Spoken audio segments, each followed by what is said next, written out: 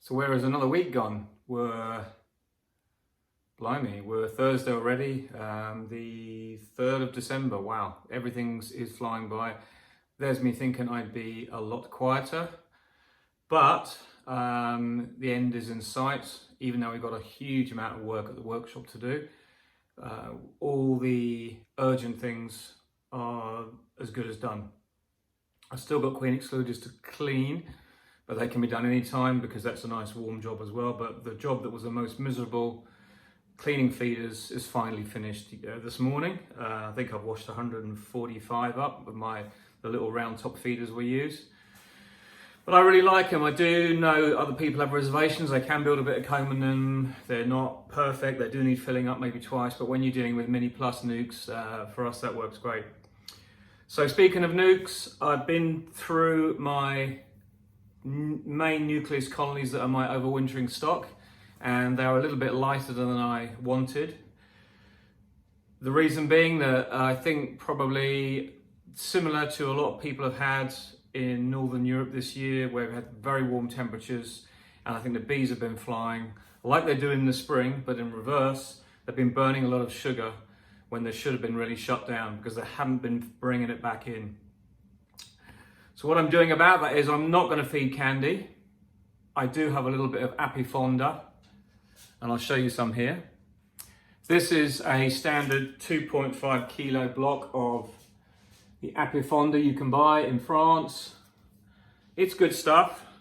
It does separate out a bit. You can see this has been in storage all year. You can kind of warm it up a bit and start mixing it, but it takes a while. You know, it's good stuff, but it's really expensive. So if you're buying this, you have to buy it in a pack of 15 kilos, and it's anywhere between 20 euros and 28 euros, depending on where you get it from. And that's just the price. It doesn't include the shipping, and shipping is going to be a lot because these are heavy, obviously 15 kilos a box.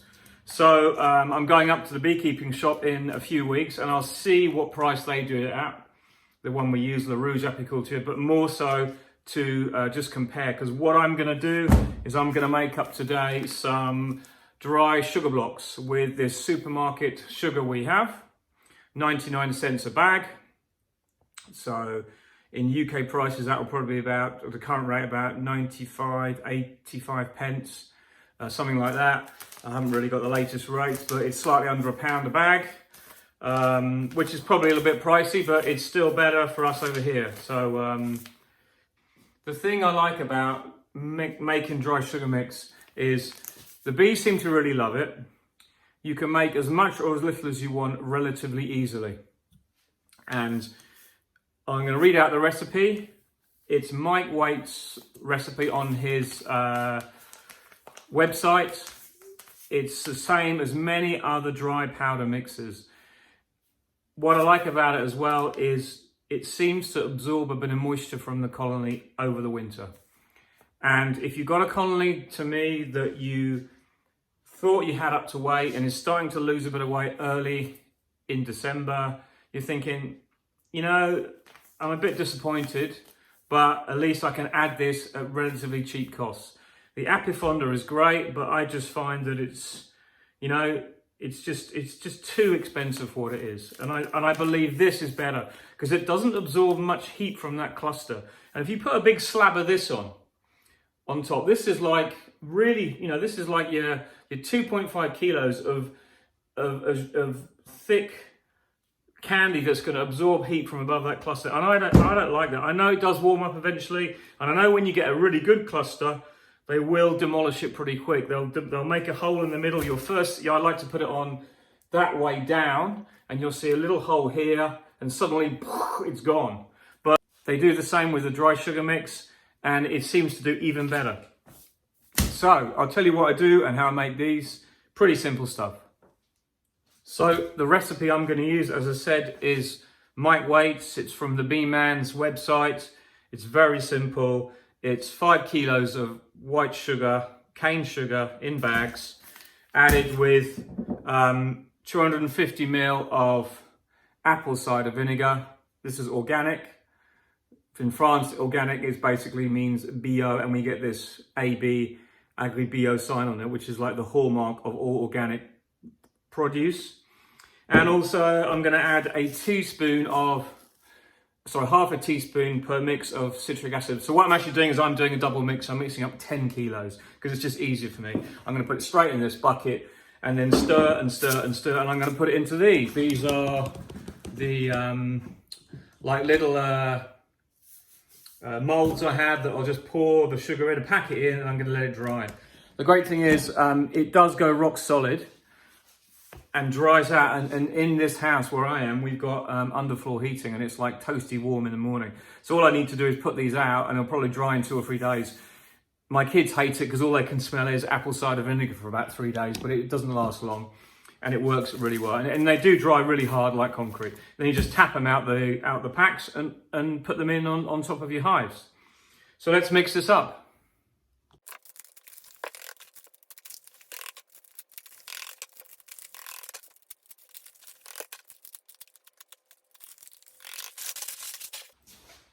Okay, and the trick with this is, I've really got too much in this bucket, to be honest. You know, that's my 10 kilos of sugar, because I'm doing a double mix.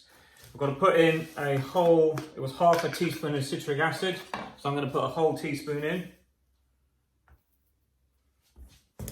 And this is my apple cider vinegar. I've done a double mix because basically it's a whole bottle full. So in this goes.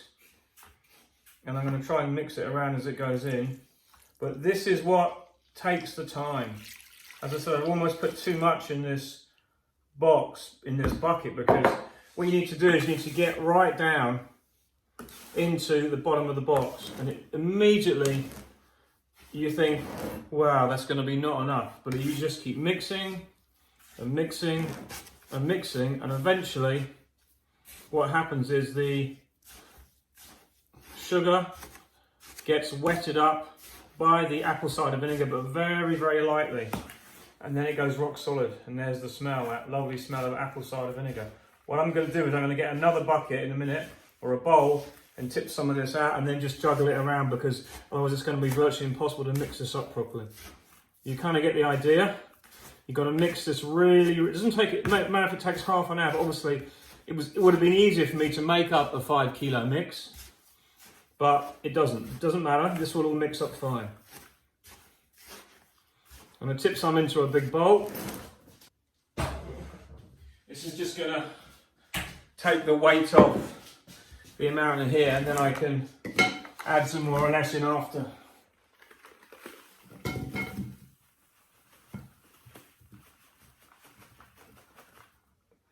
So I can mix this in a bit more carefully. That's a bit easier like that.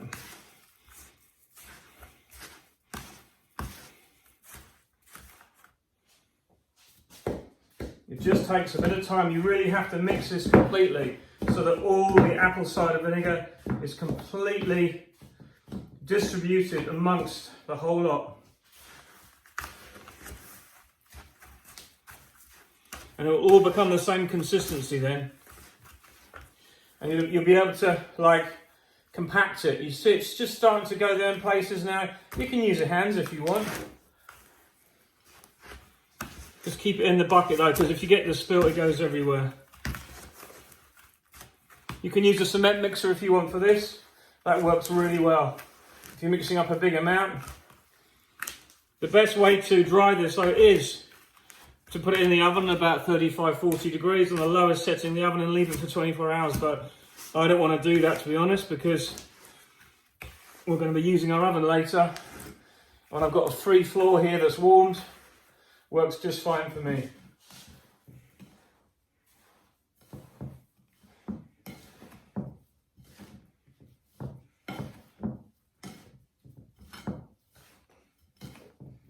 You really have to make sure it's absolutely, really 100% mixed, which this is not yet. So I'm going to take out a little bit more from here and add it to there. It's just a bit of juggling around while I just get this all mixed up nicely. I'm going to tip it all back in afterwards, move it around. I just don't want any places that haven't got any in mixed properly, you see. It's really important that you get that mix. And I think it would have been better to do this a 5 kilo batch like they do on the video, but you live and learn.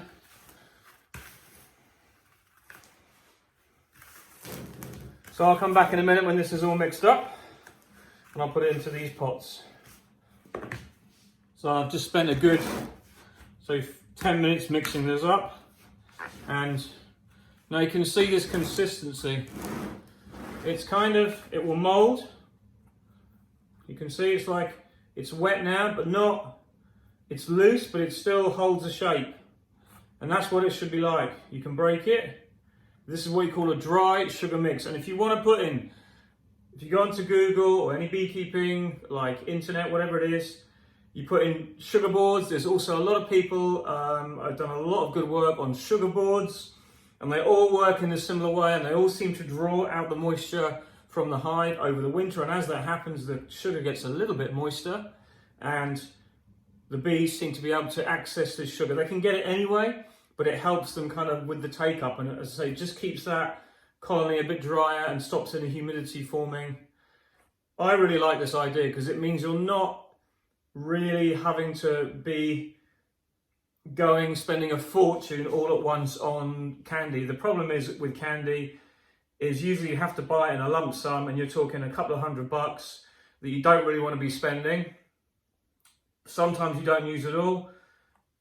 Sometimes a little bit gets wasted, but obviously the waste at the end of the year you can collect up, you know, either dissolve it back down in a pot and then give it as a liquid feed, or you just store it till next year. But I just find this is a much better way, and nothing really goes to waste.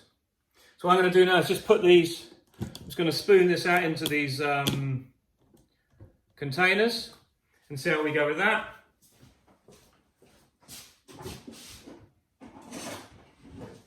And I'm going to pack it down a bit.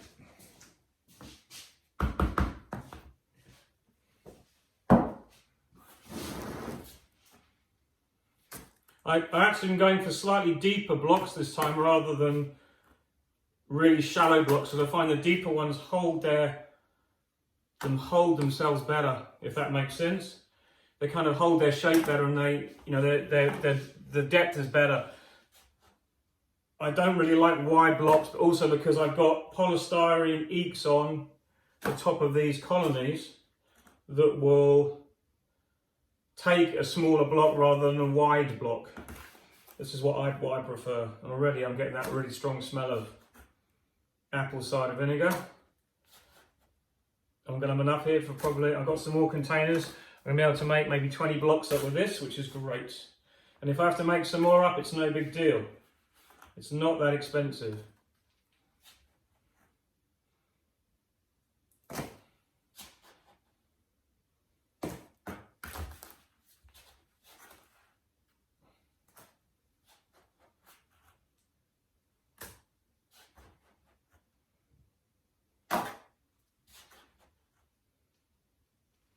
Last year I did make some of these up, and it was like trial by error. I've never done it before, but it worked really well. Nothing got wasted. The bees took a load, and I was really happy. And it was just the fact that I didn't have many containers like this ready. And I've learned that, you know, like these little containers, like Chinese takeaway containers, they're ideal as well. These actually for freezing food down, but I just got these in a pack of 4 from the supermarket. They were pretty cheap, and they'll last year on year. So I'm going to fill it like 3/4. That'll do for each one. So it'll be a fair size block, but not as big as having a slab of candy. And I'll find a nice bit of flat wood or something in a minute to pack these down, and then they will stand and just dry out slowly in the next few days. They'll be ready to go on hives probably in about 4 days, I imagine.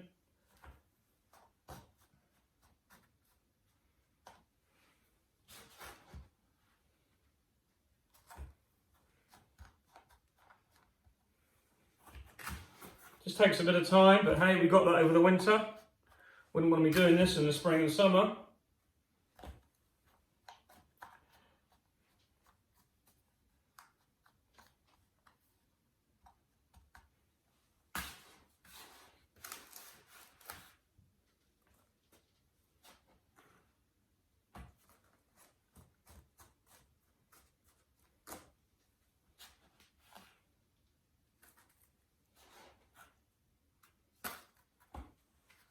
And obviously, be careful when you're in the kitchen because this stuff can get everywhere. And I know there's a lot of beekeepers, partners who'll be thanking me for this. But I think most people who use it already seen this anyway. And if you are a beginner doing it, have a go. Because I think it's a really good thing to try. It's another thing to help you understand how bees overwinter and what they do in the winter. Because no one's got the perfect formula, no one's got the right answer. We're all just trying different things.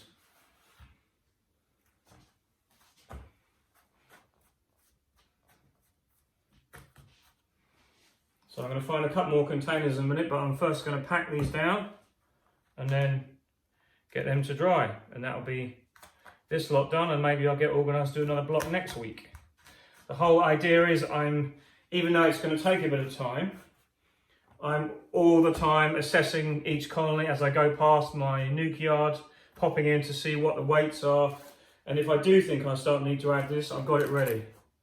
I have got some candy.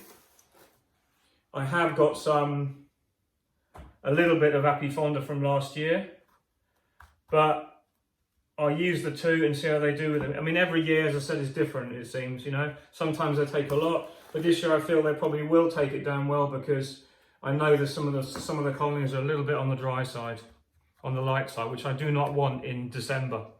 But hey ho, that's what it is. It is what it is. The same expression I use, but this is the absolute truth. You've just got to react accordingly and make adjustments.